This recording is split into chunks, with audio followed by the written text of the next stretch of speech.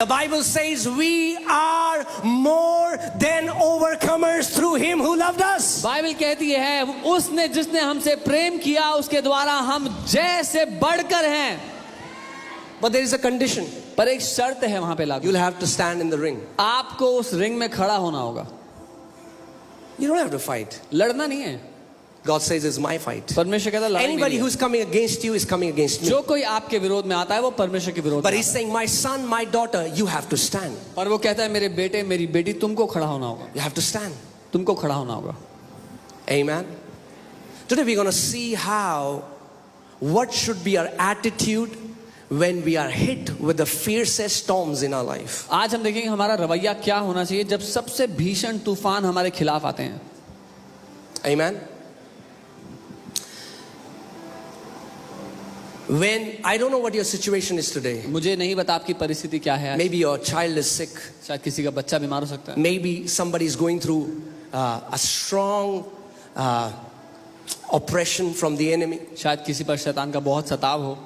Maybe it's a condition, medical condition. शायद कोई medical. Maybe it's a financial crisis. It's been years and you have not been able to come out. शायद पैसे की किल्लत हो सालों से जिससे आप बाहर नहीं आ पाए. परमेश्वर आपके साथ है उस टेस्ट में, उस परीक्षा में. And I want to tell you, और मैं आपको बता रहा हूँ, you are coming out of that trial victorious in the name of Jesus. आप उस परीक्षा से बाहर आ रहे हैं जय पाकर. I'm not saying you, Bible does not say you might see a victory. The Bible says you shall see the victory of the Lord. Bible ये नहीं कहती कि शायद तुम परमेश्वर की जय को देखोगे. बाइबल कहती है तुम निश्चय अपने परमेश्वर की जय को देखोगे. Don't give up. हार मत मानो. Someone would say, but pastor, you don't understand, but I failed God. कुछ तो कहेंगे पास्टर आप नहीं समझते, मैं हार गया, मैंने गलती कर दी. No, I failed God. See, the enemy wants to bring condemnation in your life, telling you you have not been a good son and a daughter of God. दुश्मन आपकी जिंदगी में दोष लाना चाहता है ये बताते हुए कि तुम एक अच्छे बेटे अच्छी बेटी नहीं हो परमेश्वर. You failed God. तुमने उसको निराश कर दिया, जो वो चाहता था वो नहीं किया. You failed God. तुमने उसको निराश किया. If there is anybody here who says they have failed God, can I see your hand? अगर कोई भी है यहाँ पे जो कहता है इसने पिता को परमेश्वर को नाराज किया, क्या मैं आपके हाथ देख सकता हूँ? Not नाराज किया. We feel we failed God. निराश किया. It's not God, but we feel. Anybody here who feels that?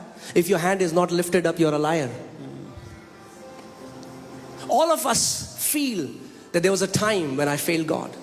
हम में से हर किसी को लगता है कि ऐसा समय था जब हमने परमेश्वर को निराश कर दिया, हमने कोई ऐसी गलती कर दी कि परमेश्वर हम Oh, God chose me, God loved me. I wasn't a very good example. Anybody here? Come on, show me your hand. परमेश्वर ने मुझे Come चुना on, the था, Bible says. उसने मुझसे प्यार किया था पर मैं बहुत अच्छा उदाहरण नहीं रहा. Do you feel you have failed God? क्या आपको लगता है I कि have a आपने news for you. एक खबर आपके लिए. David failed God. दाऊद ने भी गलती की, उसने And God didn't give up on David. पर परमेश्वर ने हार नहीं मानी दाऊद के लिए. Jesus is still called the son of David. यीशु को आज भी दाऊद का पुत्र कहा जाता है. And Peter failed God. और पीटर ने फेल कर दिया He परमेश्वर. denied Jesus 3 times. उसने 3 बार इनकार कर दिया यीशु का. And God didn't give up on Peter. और परमेश्वर ने पीटर पे भी हार नहीं If मानी. God didn't give up on David and if God didn't give up on Peter, I have a news for you. God will never give up on you. अगर परमेश्वर ने दाऊद पे हार नहीं मानी और पीटर पे हार नहीं मानी तो आपके लिए खबर है परमेश्वर आप पर भी कभी हार नहीं मानेगा. Amen. It's time you tell the devil on his face, devil, no matter what, my God said he shall never leave me nor forsake me. ये समय है कि आप शैतान से कह दो शैतान कुछ भी क्यों ना कह ले, ये समय है मैं जानता हूं कि मेरा परमेश्वर ना तो मुझे छोड़ेगा ना ही कभी त्यागेगा. You say, but pastor, you don't know what I did. Doesn't matter. आप कहेंगे पास्टर आपको नहीं पता मैंने क्या किया. फर्क The नहीं. blood has been shed. लहू बहाया जा चुका है.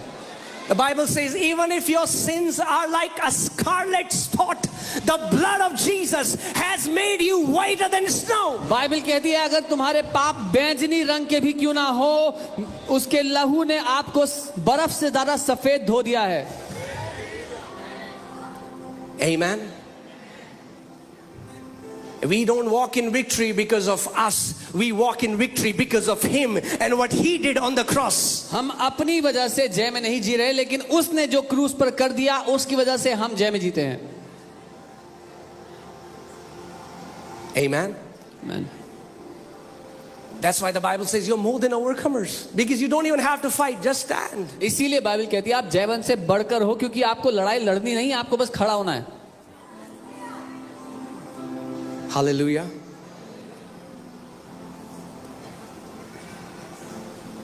God wants to tell you today that my son, my daughter, परमेश्वर आपको बताना चाहता है मेरे बेटे मेरी बेटी, don't give up on me because I'm not giving up on you. मुझ पर हार मत मानना क्योंकि मैं तुम पर हार नहीं मान रहा हूं. Every child of God, परमेश्वर की हर एक संतान, I want to tell you, you cannot see defeat unless you give up. मैं आपको बता रहा हूं आप हार देखेंगे ही नहीं जब तक आप खुद हार ना मान ले. You can be in the midst of storm, आप तूफान के बीच में खड़े हो सकते हो, but you're not defeated. पर आप हारे हुए नहीं हैं. Just because you're facing a storm doesn't mean you're defeated. सिर्फ इसलिए कि आप तूफान के बीच खड़े हो इसका मतलब ये नहीं हुआ कि आप हारे हुए हो. Just because you're facing a condition in your body doesn't mean you're sick. सिर्फ इसलिए कि आपके शरीर में आपको किसी चीज का लक्षण महसूस होता है ये मतलब नहीं है कि आप बीमार हो. We are not sick trying to get healed. We are the healed keeping our healing by faith. हम बीमार लोग नहीं जो चंगा होने की कोशिश कर रहे हैं, हम वो हैं जो चंगे किए जा चुके हैं, अपनी चंगाई को बरकरार रख रहे हैं. Amen. Hallelujah. The Bible says even if a righteous man falls 7 times, God will pick him up. Bible कहती है अगर एक धर्मी जन 7 दफा भी गिर जाए तब भी परमेश्वर उसको उठा के खड़ा करेगा. You know, one time when you read the Bible from the flesh, you will not understand. One time a guy asked me, Pastor, what about 8th time? जब आप इस दिमाग से बाइबल पढ़ेंगे तो समझ में नहीं आएगी. एक बार एक भाई ने मुझसे पूछा कि 8वीं बार का क्या होगा पास्टर, कोई 8वीं बार गिर गया तो. You need to understand what number 7 means. आपको समझना जरूरी है कि 7 अंक का मतलब क्या God है. is not saying, okay, 1, 2, 3, 4, 5, 6, 7. परमेश्वर यूं गिनती नहीं गिन रहा है 1 2 3 4 5 6 7 अब नाराज हो गया 8वीं बार No, गिर गया तो. 7 is the number of completeness, of perfection. So God says, no matter how many times you will fall, I will pick you up and I will say, son, come on, run again. I am here with you. Come on, get up and run in Jesus' name. 7 अंक है पूरी तरह का या सिद्धता का. परमेश्वर कह रहा है मेरे बेटे अगर कोई पूरी तरह भी गिर गया, सिद्ध रूप से गिर गया, तो भी मैं उसको उठा के खड़ा करूंगा, कहूंगा चल उठ भाग फिर से. You know, this message I was so fired up when God gave me this message for today, because He was saying, tell my people, don't give up on me. मैं इतना आग से भर गया था जब परमेश्वर मुझसे बात कर रहे थे कि वो कह रहे थे मेरे लोगों को बोल के वो हार ना माने मुझ पे. Amen. God told Joshua that you're going to see victory, but just one thing you have to do. He says, have I not commanded you? Be strong and courageous. परमेश्वर ने यहोशू से कहा कि तू जय पाएगा, जा कब्जा कर ले, लेकिन कहा एक चीज तुझे करनी होगी, बलवान होना और साहसी होना. But you know what devil does? आपको पता है शैतान क्या करता है? God commands us, hey, you need to be courageous. परमेश्वर आदेश देता है साहसी होने का, but devil brings discouragement. पर शैतान जो है वो निराशा लेकर के आता है. He will discourage you. वो आपको निराश करने की कोशिश करेगा, हताश करने की कोशिश करेगा. He knows, because if you are courageous, वो जानता है अगर आप में साहस है he cannot stand before you. तो वो आपके सामने टिक नहीं सकता. So he'll discourage you. इसीलिए वो आपको पहले ही He निराश will try to करेगा, condemn you. आप पर दोष He will लगाएगा, tell you you're not good enough. आपको कहेगा आप किसी काम के You have अच्छे brought a नहीं. shame to Jesus. आपने यीशु की बेइज्जती करा दी है. Oh, you're not praying enough. तुम उतनी प्रार्थना नहीं कर, You're not fasting enough. उतना उपवास नहीं कर, You're not giving enough. उतना दे नहीं रहे, You're not a good Christian. तुम एक अच्छे ईसाई नहीं हो. He wants to steal courage from your वो life. आप में से साहस को चुराना चाहता है. That's his old nasty trick. ये उसकी पुरानी बहुत ही खराब तरीका है. But God says, लेकिन परमेश्वर कहता है don't believe his lies. उसके झूठों को मत मानना. Amen. He didn't say, I will never leave you, I'll never forsake you, and there is an asterisk mark like they have in mutual funds. उसने ये नहीं कहा कि मैं तुझे कभी नहीं छोड़ूंगा, कभी नहीं त्यागूंगा, फिर ऊपर एक सितारा बना हुआ जैसे mutual fund. And when you read the footnote of the Bible, it says, read the offer document carefully before it expires. और आप नीचे पढ़ते हो बाइबल में लिखा है कि जो ये इसमें ऑफर है उसको ढंग से पढ़ लेना कि ऑफर एक्सपायर ना हो जाए. It's not a mutual fund. ये म्यूचुअल फंड नहीं है. He didn't say, I will never leave you nor forsake you until you behave and be a good believer. उसने ये नहीं कहा कि मैं तुझे कभी नहीं छोड़ूंगा, कभी नहीं त्यागूंगा, अगर तू एक अच्छा विश्वासी बने तो. He says, I will never leave you, never forsake you, full stop, no conditions. No matter what Jesus says, I will never leave you. उसने कहा मैं तुझे कभी नहीं छोड़ूंगा, कभी नहीं त्यागूंगा, बात खत्म, कोई शर्तें लागू नहीं है इस पर. But you don't know what never means in Hebrew. पर आपको नहीं पता इब्रानी में कभी नहीं का क्या मतलब होता है. And you don't know what never means in Greek. और आपको नहीं पता कभी नहीं का मतलब यूनानी में क्या होता है. Okay, let me tell you the ancient mystery today. मैं आपको एक ऐतिहासिक रहस्य बताऊं. Never in Hebrew means never. इब्रानी भाषा में कभी नहीं का मतलब होता है कभी नहीं. And never in Greek means. और Wow, you कभी got the नहीं, revelation so fast. कभी नहीं जो यूनानी में मतलब होता है वो भी And कभी what नहीं does होता never है. means? कभी नहीं का मतलब क्या होता है. What does never means? कभी नहीं का मतलब क्या होता है. See, if Jesus would have just said, I won't leave you, that would have been good enough. He said, I would. अगर यीशु ने कहा था कि मैं तुम्हें नहीं छोड़ूंगा तो भी चल जाता काम, लेकिन उसने कहा मैं तुम्हें कभी नहीं छोड़ूंगा.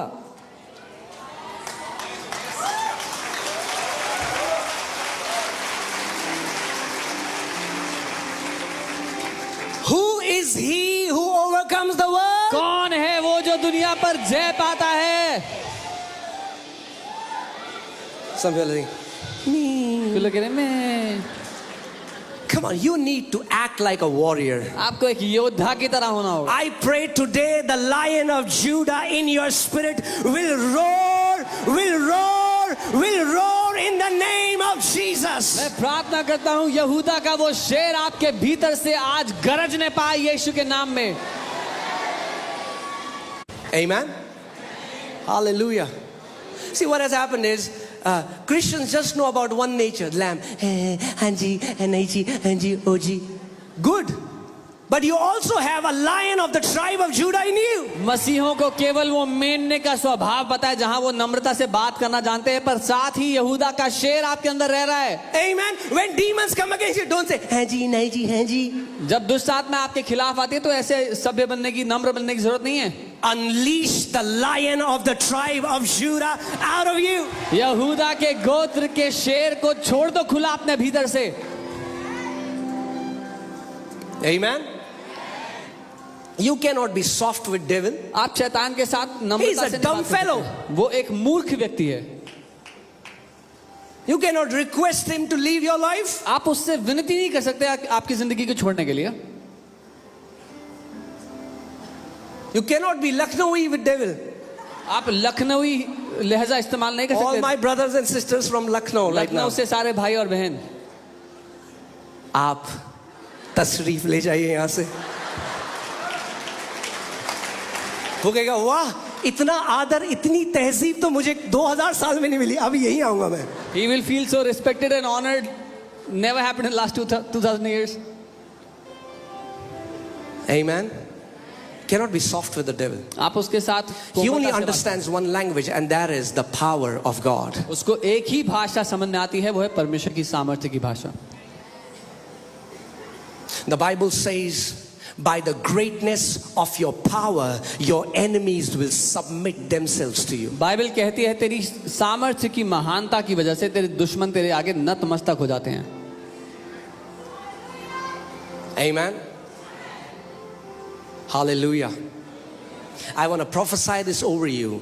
मैं भविष्यवाणी No करना चाहता matter हूं। what storm you are going through, you are coming out of it victorious in the name of Jesus. फर्क नहीं पड़ता किस तूफान से आप गुजर रहे हैं, उसमें से आप जय पाकर बाहर आते हैं यीशु के नाम में।